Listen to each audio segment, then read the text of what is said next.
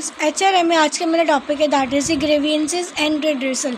सबसे पहले क्या डिससेटिस्फेक्शन, दैट इज़ की anything that disturbs an employee whether or not the unrest is express in words. मतलब कि हम किसी वजह से एम्प्लॉय डिस्टर्ब है तो हम उसको एक्सप्रेस नहीं कर पाते वर्ड्स में, जिसको डिससेटिस्फेक्शन बोलते हैं।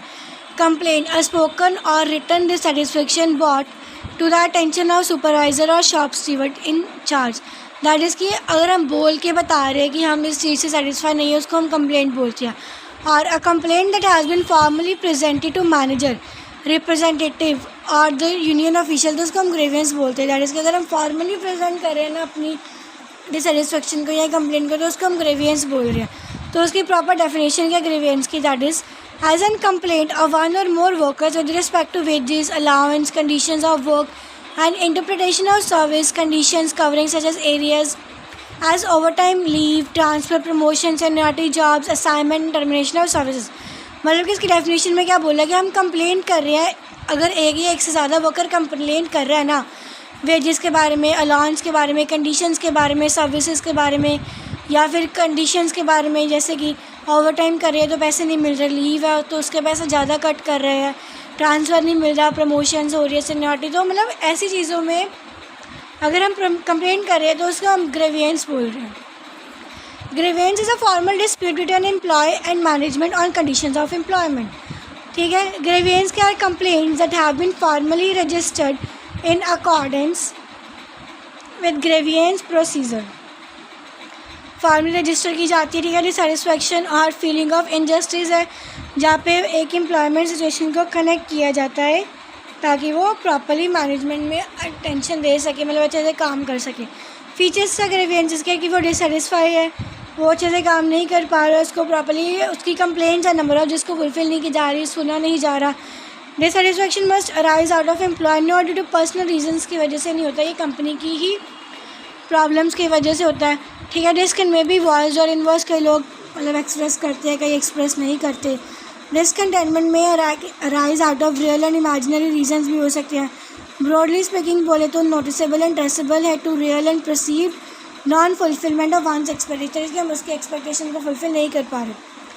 3 forms of grievances are factual, imaginary and disguised. And reasons क्या उसके economic, work environment, supervision, work group या मिसलेनियस। ठीक है, ह्यूमन एस्पेक्ट्स क्या है कि वर्क एनवायरनमेंट नहीं है, light, space, heat, use of equipment, tools नहीं प्रॉपर मिल रही है, पुअर मेंटेनेंस है, सुपरविजन नहीं मिल रही, पर्सनालिटी क्लैशेस हो रहे हैं आपस में, मैनेजर का बिहेवियर अच्छा नहीं है, प्रॉब्लम हो रही है हमारी पे अलाउंस के साथ, मतलब बेनिफिट्स, बोनसेस, टैक्स ये सब नहीं मिल रहा, परसीव्ड इनक्वालिटीज़ मिल रही है, जिसकी पे appeal against performance related awards, उसकी ऑर्गेनाइजेशन चेंज हो रही है हमारी तरह से बिहेवियर उसका, ये वो।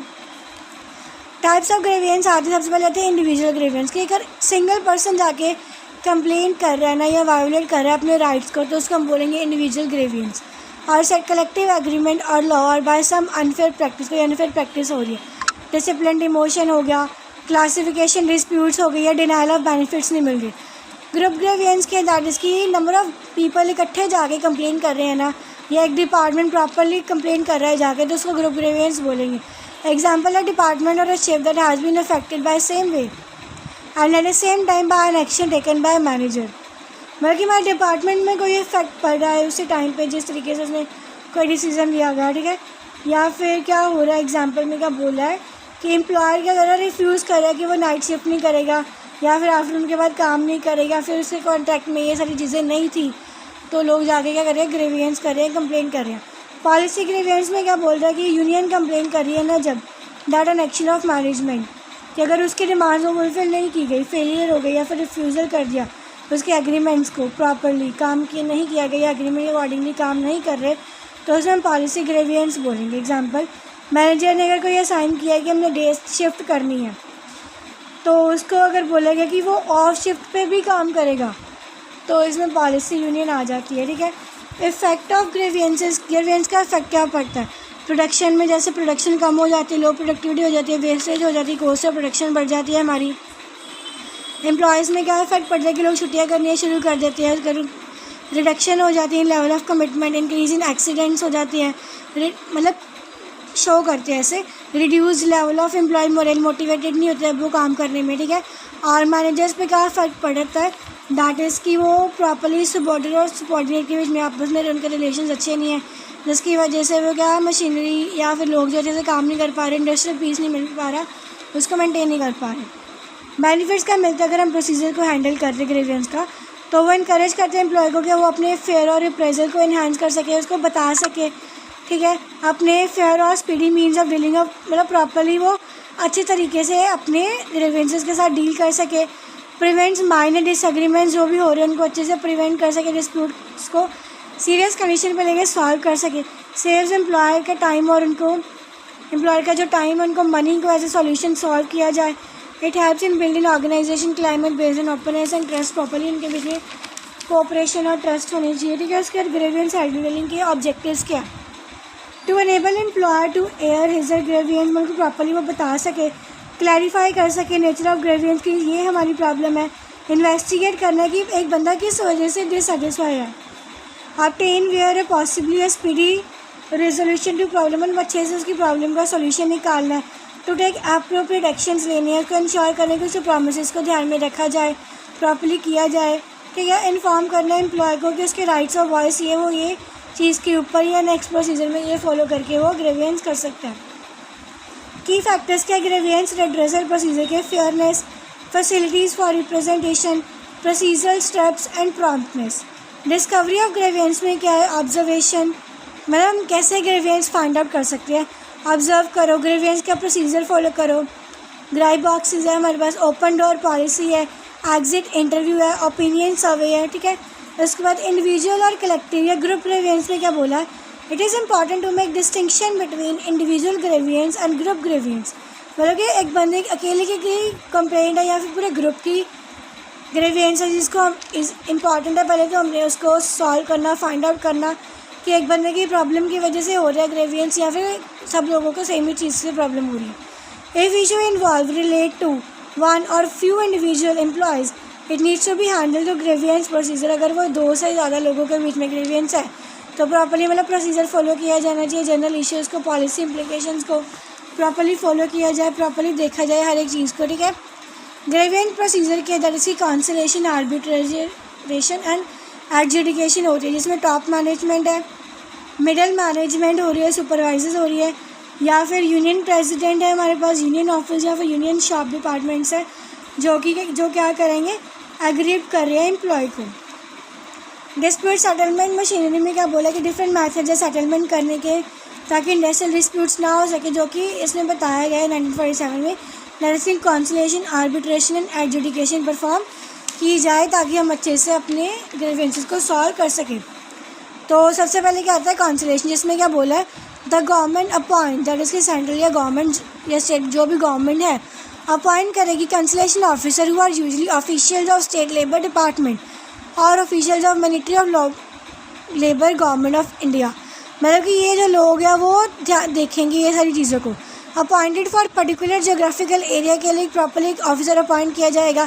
In certain cases a consolation officer is appointed for particular industry, एक पर्टिकुलर इंडस्ट्री में एक पर्टिकुलर एरिया के लिए भी हम क्या कर रहे हैं, कंसलेशन ऑफिसर को अपॉइंट करेंगे, जिसकी वजह से हम प्रॉब्लम्स को देखा जाएगा, ग्रीवेंसेस को प्रॉपर्ली देखा जाएगा, ध्यान में रखा जाएगा। इन एनी इंडिविजुअल डिस्प्यूट अगर कोई अराइज हो रहा है एम्प्लॉयर के बीच में या वर्कमैन के बीच में, द आइदर क्या करेगा, काउंसिलेशन ऑफिसर क्या करेगा, उसमें जो भी इंडस्ट्री के बीच में हो रहा है उसकी रिक्वेस्ट को होल्ड पे किया जाएगा, प्रॉपर्ली डिस्प्यूट्स के बारे में टॉक किया जाएगा, बातें की जाएगी, उसको सॉल्व किया जाएगा कि कैसे सॉल्व करना है, प्रॉपर्ली सेटल डाउन किया जाएगा कॉन्फ्लिक्ट्स को। The talks in the initiated by the conciliation officer को काउंसिलेशन टॉक्स बोलते हैं, जो भी टॉक्स होती हैं, ठीक है। द टॉक्स में एंड इन सेटलमेंट, ये टॉक्स कब ख़त्म होगी, जब हमारी प्रॉपर्ली सेटलमेंट हो जाएगी, दैट इज़ कि हमारे ग्रीवेंसेस को प्रॉपर्ली ध्यान में रखा जाएगा, उनको सॉल्व किया जाएगा, हमारी प्रॉब्लम्स कंप्लेंट को सुन के उनके रीजंस, उनके आंसर्स निकाले जाएंगे, तो प्रॉपर्ली तो तब वो जाके वो कंसलेशन ऑफिसर क्या करेगा, वो टॉक्स को ख़त्म करेगा। There may be cases when the conciliation officer may not be able to settle, कई बार का द कंसलेशन ऑफिसर भी एक डिस्प्यूट को सेटल नहीं कर पाता, ख़त्म नहीं कर पाता, जिसके भी नंबर ऑफ़ रीजंस हो जाते हैं, ठीक है। और इस सर्कमस्टांस में क्या होता है, ऑफिसर क्या करता है, रिपोर्ट करता है गवर्नमेंट में, और उसके बाद क्या करेगा, प्रॉपर्ली क्या किया जाता है, रिपोर्ट में देखा जाएगा, अगर वो फेल हो रही है तो उसको हम कॉन्सिलेशन फेलियर रिपोर्ट भी बोलती है। दैट इज़ की डिस्प्यूट्स को, ग्रीवेंसेस को सॉल्व करने के लिए सबसे पहले हमने क्या किया, कॉन्सिलेशन ऑफिसर को हायर किया। ठीक है, तो गवर्नमेंट क्या करी, रेफ़र करेगी इशू डिस्प्यूट लेबर कोर्ट में जाएगा और उसके बाद या फिर नेशनल ट्रिब्यूनल में जाएगा ताकि इसको प्रॉपर्ली सॉल्व किया जाए अगर वो कॉन्सिलेशन ऑफिसर सॉल्व नहीं कर पा रहा तो। उसके बाद क्या था, adjudication. That is the labour court है, यहाँ इंडस्ट्रियल ट्रिब्यूनल्स है। Get the jurisdiction to decide and industrial only if government make reference of that dispute. Labour में या इंडस्ट्रियल में तभी वो चीज़ आ रही है अगर वो गवर्नमेंट फॉलो नहीं कर पा रही या गवर्नमेंट उसको सॉल्व नहीं कर पा रही। The proceedings before labour court industrial tribunals are called adjudication proceedings. Court में जाने से पहले जो भी प्रोसीडिंग्स होती है उसको हम एडजुडिकेशन प्रोसीडिंग्स बोलते हैं। द लेबर कोर्ट है या फिर इंडस्ट्रियल ट्रिब्यूनल्स है, आफ्टर फॉलोइंग प्रोसीजर क्या करते हैं, वो प्रॉपर्ली एक लॉ के अंदर फाइनली वो डिसीजन लेते हैं। ठीक है, डिसीजन गवर्नमेंट को सेंड किया जाता है, उसके बाद 30 डेज़ के अंदर उसमें ऑपरेट किया जाएगा, प्रॉपर्ली पब्लिकेशंस की जाती हैं।